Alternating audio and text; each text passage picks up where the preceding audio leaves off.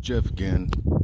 Probably have a deal on the bird, so I was just making another video of it.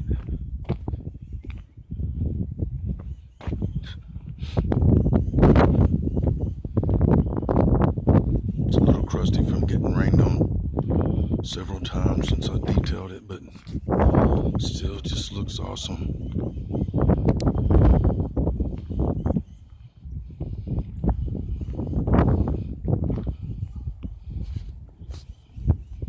No one can say this is not a beautiful bus. Man, wish I could keep them, but I got another 2 more 45-foot coaches I made a deal on. Sorry about the panning. And I don't want this bird just sitting around roosting in the driveway.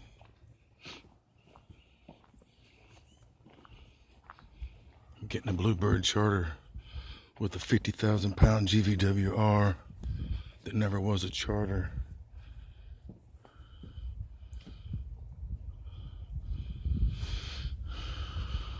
It's got a Series 60 Detroit in it, and it's just bad.